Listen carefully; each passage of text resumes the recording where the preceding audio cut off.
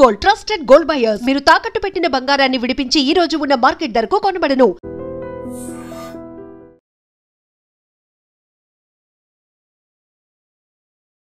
నమస్తే, welcome to iDream talking point with కవిత.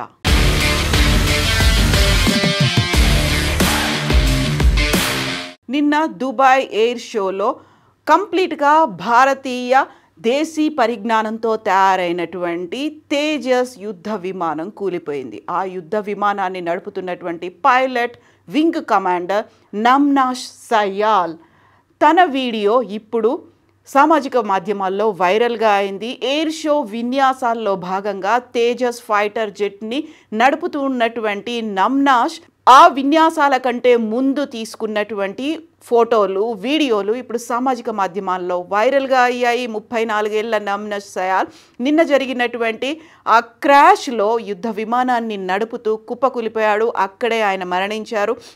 విపరీతమైనటువంటి మంటలు, దట్టమైనటువంటి పొగ, అక్కడ పేరుకుపోయినటువంటి పరిస్థితుల్లో 34 ఏళ్ల నమ్నాష్ చివరి వీడియోని చూసి ఇప్పుడు అందరూ కంటతడి పెడుతున్నటువంటి పరిస్థితి. సో ఈ నమ్నాష్ ఇక లేడు అనేటువంటి వార్తని జీర్ణించుకోలేకపోతున్నారు కుటుంబ సభ్యులు. నమ్నాష్ భార్య కూడా ఇండియన్ ఎయిర్ ఫోర్స్లో సీనియర్ పొజిషన్లో ఉన్నారు. దీంతో పాటుగా నమ్నాష్ ఫాదర్ కూడా తను కూడా ఇండియన్ ఎయిర్ ఫోర్స్లో పనిచేశారు, రిటైర్ అయ్యారు. ఆ వీడియో అనేది ఇప్పుడు వైరల్ అవుతోంది. ఈ ఫస్ట్ తీసుకున్నటువంటి ఈ వీడియోలో తనతో పాటుగా ఉన్నారు వింగ్ కమాండర్ నమ్నాష్ సయాల్తో పాటుగా ministry of state defence Sanjay Seth, యూఏఈలో భారతదేశ అధికారిక రాయబారి దీపక్ మిట్టల్తో పాటుగా గల్ఫ్లో భారత్కు చెందినటువంటి అడిషనల్ సెక్రటరీ అసీం మహాజన్, ఇతర పైలట్లతో కలిసి ఆయన తీసుకున్నటువంటి ఫోటో ఇప్పుడు వైరల్ అవుతోంది. ఇక 34 ఏళ్ల వింగ్ కమాండర్ పైలట్ నమ్నాష్ సయాల్ హిమాచల్ ప్రదేశ్లోని కాంగ్రాకి చెందినటువంటి నగ్రోటా గ్రామానికి చెందిన వారు. హిమాచల్లోని అక్కడ ఉన్నటువంటి స్థానికులు చెప్తున్నటువంటి ప్రకారం సయాల్ సతీమణి కూడా ఐఏఎస్లో సీనియర్ ఆఫీసర్గా ఉన్నారు. ఆ తర్వాత వాళ్ళ ఫాదర్ కూడా వర్క్ చేశారు. ఇతడి అస్థికలు ఆదివారం రోజు ఆ స్వగ్రామానికి చేరుకోబోతున్నాయి. సో ఈ ఘటనపై ఇప్పటికే అందరూ స్పందించారు. దీంతో పాటుగా ఇండియన్ ఎయిర్ ఫోర్స్ కూడా దీనికి సంబంధించి ఒక కోర్ట్ ఆఫ్ ఎంక్వైరీకి ఆర్డర్స్ని జారీ చేసింది. యాక్చువల్గా ఇది కూడా తేజస్కి సంబంధించి కంప్లీట్గా స్వదేశీ పరిజ్ఞానంతో, ఇండిజీనియస్ టెక్నాలజీస్తో హిందుస్థాన్ ఏరోనాటికల్స్ లిమిటెడ్ దీన్ని తయారు చేస్తోంది. ఈ ఎయిర్ షోకి జరగడానికి ఒక రోజు ముందుగానే అక్కడ ఇంజన్లలో లీకేజ్ అనేది ఉంది, ఫ్యూయల్ లీకేజ్ ఉంది అనేటువంటి వార్తలు వచ్చినప్పుడు మన దగ్గర ఉన్నటువంటి డిఫెన్స్ రంగంతో పాటుగా హెచ్ఏఎల్ కూడా దాన్ని తోసిపుచ్చింది, వాటన్నిటినీ మిస్లీడింగ్ వార్తలుగానే అభివర్ణించింది.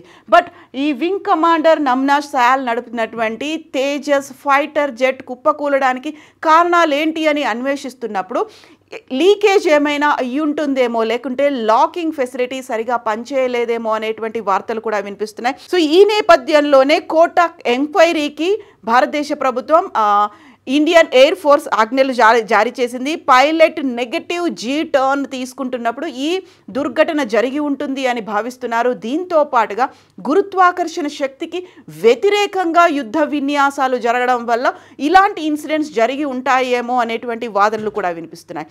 తేజస్ యుద్ధ విమానానికి సంబంధించి 2024లో రాజస్థాన్లోని జైసల్మేర్లో కూడా ఒక యుద్ధ విమానం కూలిపోయింది. ఆ తర్వాత ఈ రెండవ తేజస్ యుద్ధ విమానం కూలిపోవడం అనేది దుబాయ్లో ఈ సంఘటన జరిగింది. నిన్న మధ్యాహ్నం 3:30 నుంచి 4 గంటలు, అంటే భారతదేశ కాలమాన ప్రకారం 3:30 నుంచి 4 గంటల వరకు ఈ ప్రమాదం జరిగినట్టుగా ఐడెంటిఫై చేస్తున్నారు. పైలట్కు విపత్కరమైనటువంటి పరిస్థితులు ఎదురైనప్పుడు నెగటివ్ జీ టర్న్ అనేది తీసుకుంటారు. ఆ నేపథ్యంలోనే ఈ ప్రమాదం జరిగి ఉంటుందేమో అనేది కోర్ట్ ఆఫ్ ఎంక్వైరీకి ఆర్డర్స్ జారీ చేశారు. అల్ మక్ టౌన్ ఇంటర్నేషనల్ ఎయిర్పోర్ట్లో ఈ ప్రమాదం అనేది నిన్న దుబాయ్లో జరిగింది.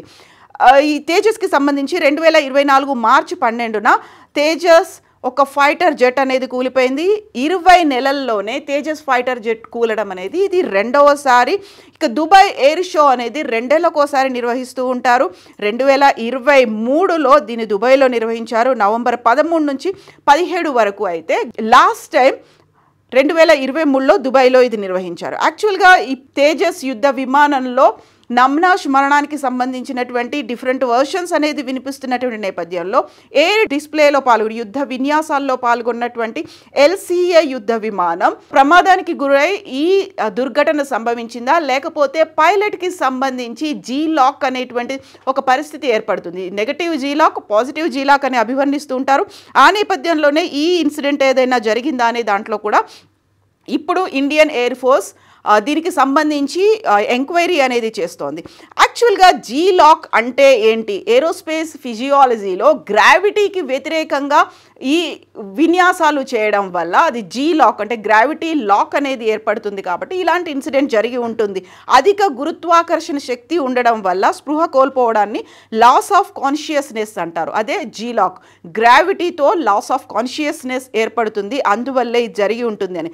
పైలట్లు పాజిటివ్ G-ఫోర్స్కి గురైనప్పుడు మెదడులోంచి రక్తం పూర్తిగా ఖాళీ అయిపోతుంది. అంటే మెదడులో ఉండాల్సినటువంటి రక్తం అంతా, అక్కడుండే రక్తం అంతా కిందికి వస్తుంది, కాళ్ళ దగ్గరికి చేరుకుంటుంది. ఆ తర్వాత ఇమ్మీడియట్గా జరగాల్సినటువంటి ఒక ప్రెషర్ అనేది లేకపోవడం వల్ల, సర్క్యులేషన్ అనేది లేకపోవడం వల్ల, కాళ్ళ దగ్గర నుంచి మళ్ళీ మెదడుకు వెళ్ళకపోవడం వల్ల అక్కడ బ్రెయిన్లో ఒక లాక్ అనేది ఏర్పడుతుంది. అక్కడ ఉన్నటువంటి రక్తం అంతా కిందికి పంప్ అయి వస్తుంది. కాబట్టి అక్కడ శూన్యత రక్తానికి సంబంధించి ఏర్పడుతుంది, రక్తం పూర్తిగా ఖాళీ అవుతోంది అనేటువంటిది ఈ పాజిటివ్ G-LOCK అని చెప్తూ ఉంటారు. ఈ పరిస్థితుల వల్ల యుద్ధ విమానాలను నడిపేటువంటి పైలట్లు, లేకపోతే వాళ్ళని వ్యోమగాములైనా అనొచ్చు, వాళ్ళకి తీవ్రమైనటువంటి ఇంపాక్ట్ అనేది జరుగుతుంది. దాంతో తేజస్ పైలట్ కూడా, ఇప్పుడు నడుపుతున్నటువంటి నమ్నాష్ కూడా పాజిటివ్ G-LOCK ఏమైనా గురై ఉంటాడా అనేటువంటి వాదన వినిపిస్తోంది.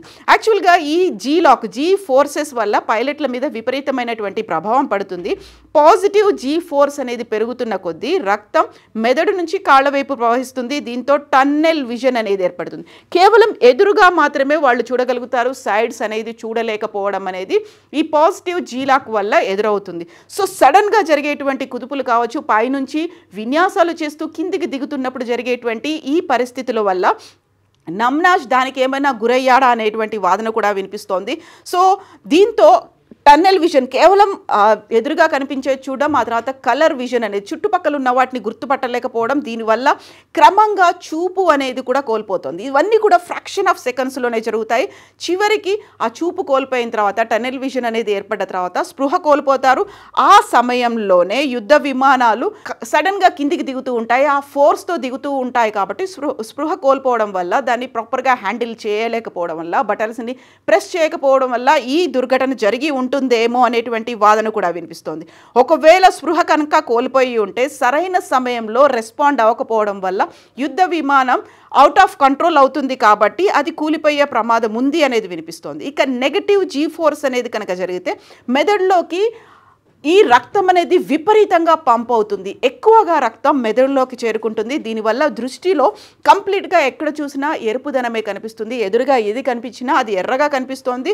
దీంతో కళ్ళలో వాపు వస్తుంది, కళ్ళ మంటలు ఉంటాయి. దాంతో రక్త నాళాలు కూడా చిట్లిపోయి ఆ నెగటివ్ G-LOCK అనేది ఏర్పడుతుంది. ఇలాంటి పరిస్థితుల్లో ఇమ్మీడియట్గా, అంటే మ్యాక్సిమం 10 నుంచి 15 సెకండ్స్ లోపనే పైలట్ రెస్పాండ్ అవ్వాల్సినటువంటి అవసరం ఉంది. ఆ టైంలో అయోమయ స్థితి అనేది ఉంటుంది, కంప్లీట్గా గందరగోళం ఏర్పడుతుంది, రక్తనాళాలు చిట్లిపోయి ఉంటాయి. కాబట్టి ఇమ్మీడియట్గా రెస్పాండ్ అవ్వాలి. ఒకవేళ రెస్పాండ్ అవ్వకపోయి ఉంటే ఇది ప్రాణాంతకంగా మారుతుంది, G-LOCK అనేది ఏర్పడుతుంది.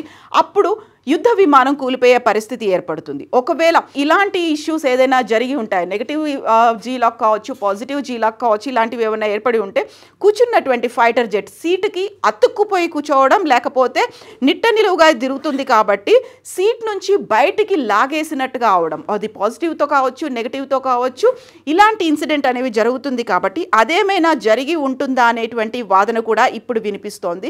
సో ఈ పాజిటివ్ G-LOCK, నెగటివ్ G-LOCKతో ఏదైనా జరిగి ఉంటుందా అనే దాంతో పాటుగా అక్కడ ఇంజన్లో కనుక ఫెయిల్యూర్ ఏమైనా జరిగిందా, ఇంతకుముందు వచ్చినటువంటి న్యూస్ని బేస్ చేసుకొని అక్కడ లీకేజ్ ఏమైనా అయిందా అనే దానికి సంబంధించి కూడా ఇప్పుడు దీని మీద ఒక కోర్ట్ ఆఫ్ ఎంక్వైరీ అనేది అయితే జరగబోతోంది.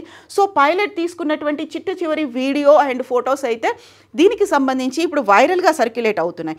యాక్చువల్గా G-LOCK అనేది ఎందువల్ల జరుగుతోంది? ఫైటర్ జెట్లో G-LOCK అనేది సంభవించినప్పుడు విపరీతమైనటువంటి ఒత్తిడికి, అందులోనూ సడన్గా జరిగేటువంటి దాంతో హార్ట్తో పాటుగా బ్రెయిన్కి సంబంధించి కూడా ఈ బ్లడ్ ప్రెషర్ అనేది విపరీతంగా అవుతుంది, దాంతోనే ఈ ఇన్సిడెంట్ జరిగి ఉంటుంది అనేది. ఇలాంటి సిచ్యువేషన్స్ ఎదురైనప్పుడు వాళ్ళు వేసుకునేటువంటి డ్రెస్ కూడా, ఆ పైలట్లు వేసుకునేటువంటి సూట్స్ కూడా దానికి తగ్గట్టుగా ఉండేలా కూడా డిజైన్ చేస్తూ ఉంటారు. హెవీగా ఉండేటువంటి ఈ సూట్ల ద్వారా జీలాక్ అనేది జరగకుండా ఉండేలా సిస్టమ్ కూడా ఉంటుంది. ఒక ప్రత్యేకమైనటువంటి జీ సూట్ అనేది వీళ్ళు ధరిస్తారు. దీంతో కాళ్లపై ఒత్తిడి అనేది పెరగడం వల్ల రక్తం కింది నుంచి పైకి ఫ్రీగా పంప్ అయ్యేలా ఇలాంటి సిస్టమ్ అనేది ఉంటుంది. దీంతో పాటుగా యాంటీ జీ స్ట్రెస్సింగ్ మాన్యువర్స్ని కూడా వీళ్ళు తమంతటి తాముగా ఫాలో అవుతుంటారు. ఒకవేళ వాళ్ళు వేసుకునేటువంటి ఆ సూట్, ఆ జాకెట్ కనుక ప్రాపర్గా రెస్పాండ్ అవ్వకపోతే ఆ విపత్కర పరిస్థితుల్లో కూడా, ఇలాంటి ఎమర్జెన్సీ యాక్సిడెంట్స్ వచ్చినప్పుడు కూడా దానికి కంప్లీట్గా ట్రైన్డ్ అయి ఉంటారు పైలట్లు. వాళ్ళు చేసేటువంటి ఒక ఫిజికల్ యాక్టివిటీ అనేది కూర్చున్న ప్లేస్లోనే అదే విపత్కరమైనటువంటి పరిస్థితుల్లో కండరాలని బిగించి పట్టేలా వాళ్ళు చేసేటువంటి ఎక్సర్సైజెస్ కూడా ఉంటాయి. ప్రత్యేకమైనటువంటి శ్వాస పద్ధతులు అనేవి ఉంటాయి. దీని ద్వారా ఒకవేళ ఈ సూట్ ఫెయిల్ అయినప్పటికీ కూడా వాళ్ళు మాన్యువల్గా చేసుకునేలా దానికి కావాల్సినటువంటి ఎక్సర్సైజెస్ అనేది ఉంటాయి. దీనికి సంబంధించి పైలట్లకు అత్యధిక జీ ఫోర్స్ని తట్టుకోవడానికి సెంట్రిఫ్యూజ్లు అనేవి ఉంటాయి. ఇలాంటి సిస్టమ్స్లని వాళ్ళు ప్రాక్టికల్గా డెవలప్ చేసి దాంతో వాళ్ళకి ఆ స్ట్రెస్ని, అప్పుడు జరిగేటువంటి విపత్కర డ్యామేజ్లని, యాక్సిడెంట్లని తట్టుకునేలా ఒక ట్రైనింగ్ అనేది కూడా ఏర్పాటు చేస్తూ ఉంటారు. ఇక మనం ఓవరాల్గా తేజస్కి సంబంధించి చూస్తే ఇది హిందుస్థాన్ ఏరోనాటికల్స్ లిమిటెడ్ తయారు చేసింది. ఫస్ట్ దీన్ని డిఫెన్స్ మినిస్ట్రీలోకి తీసుకున్నారు. అట్ ద సేమ్ టైం ఇప్పుడు ఈ ప్రమాదానికి గురైనటువంటి ఈ తేజస్ ఫైటర్ జెట్ 2016 నుంచి తమిళనాడులో ఉన్నటువంటి అక్కడ ఎయిర్ బేస్ దగ్గర ఉంది. 2016 నుంచి అక్కడ వర్క్ చేస్తోంది, సర్వీస్లో ఉన్నటువంటిది. ఇది 2021లో డిఫెన్స్ మినిస్ట్రీ దీన్ని 83 కూలిపోయినటువంటి MK-1A తేజస్ యుద్ధ విమానాలని 48,000 కోట్లకి కొనుక్కుంది. HAL వాటిని తయారు చేసింది. ఒక్కొక్క యుద్ధ విమానం ఖరీదు, ఈ తేజస్ యుద్ధ విమానం ఖరీదు 578 కోట్ల రూపాయలు అవుతుంది. సో దీంతోనే మనకి అది ఎకనామికల్గా బాగా వర్కౌట్ అవుతుంది. At the same time indigenous technology ఉంది. HALకి కూడా ఎంకరేజ్మెంట్ ఉంటుంది, లేకుంటే HALని దాని నుంచి మనం కొనుక్కోవచ్చు అనే దాంతో ఈ యుద్ధ విమానాలకి సంబంధించి తయారీని భారతదేశ ప్రభుత్వం, రక్షణ శాఖ కూడా ప్రోత్సహిస్తోంది. ఈ ఆగస్టులోనే సెంట్రల్ గవర్నమెంట్ 97 తేజస్ యుద్ధ విమానాలని కొనుక్కోవడానికి 62,000 కోట్ల ప్రాజెక్ట్ని HALతో ఒప్పందాన్ని కుదుర్చుకుంది. ఈ నేపథ్యంలోనే మనం గతంలో దిగుమతి చేసుకున్నటువంటి రఫేల్కి ఇది సగం ధరంలోనే అవైలబుల్గా ఉంటుంది.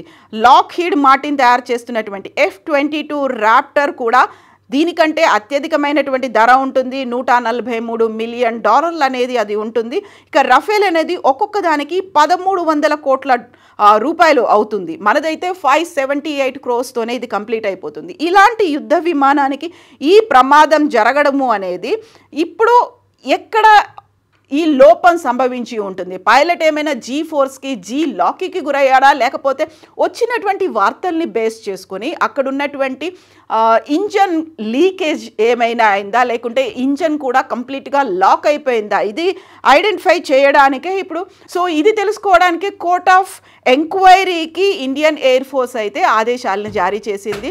మొత్తానికి అయితే ఒక సుశిక్షితుడైనటువంటి, నైపుణ్యం కలిగినటువంటి ఒక పైలట్, ఒక వింగ్ కమాండర్ని భారతదేశం కోల్పోయింది అనేటువంటి వార్తలు వినిపిస్తున్నాయి.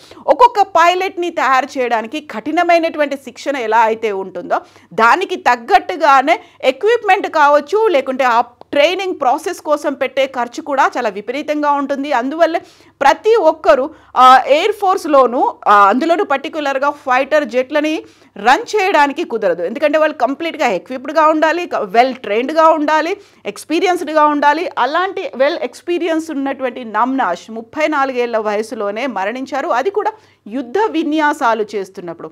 అందులోనూ ఒక నిపుణుడైనటువంటి, నైపుణ్యమైనటువంటి ఈ పైలట్ని కోల్పోవడం అనేది ఎందువల్ల జరిగింది? టెక్నికల్ ఎర్రర్ ఉందా, లేకుంటే జీ ఫోర్స్ ఉందా అనేది మరికొద్ది రోజుల్లో కోర్ట్ ఆఫ్ ఎంక్వైరీ ద్వారా తేలబోతుంది. బట్ మన ఇండిజీనియస్ టెక్నాలజీతో తయారైనటువంటి ఈ తేజస్లోనే 2 ఇన్సిడెంట్స్ 1 ఇయర్లోనే జరగడం అనేది ఇప్పుడు మళ్ళీ ఒకసారి ఆలోచనలు రేకెత్తిస్తోంది. ఎక్కడ లోపం ఉంది అనే దాన్ని ఐడెంటిఫై చేసే పనిలో ఉన్నారు. సో ఈ నమ్నాష్కి సంబంధించి అయితే సానుభూతి సంతాపాలు అయితే వెలువడుతున్నాయి. ఏం జరిగి ఉంటుందని మీరు భావిస్తున్నారో కామెంట్స్ రూపంలో తెలియజేయండి. And for more videos, Please subscribe to iDream. Please subscribe to iDream. Please subscribe iDream. And please subscribe to iDream. For more videos, subscribe to iDream. please like, share and subscribe to the channel. Congratulations, iDream. Subscribe to iDream. Subscribe to iDream. So subscribe to iDream Media. iDream ki iDream team andarki huge congratulations. Please subscribe iDream Media. Please subscribe to iDream. Subscribe iDream. Please subscribe to iDream. iDream అంటే నా కళల channel subscribe చేసుకున్న నోరు తిరుగుతలేదు. మీరైతే గంట గుర్తు కొట్టండి. For more such videos, please subscribe to iDream. Subscribe to iDream. Please subscribe to iDream. Please subscribe iDream Media. Please do subscribe to iDream. Please subscribe to iDream Media. For best entertainment and information, please subscribe iDream. And don't forget to subscribe to iDream.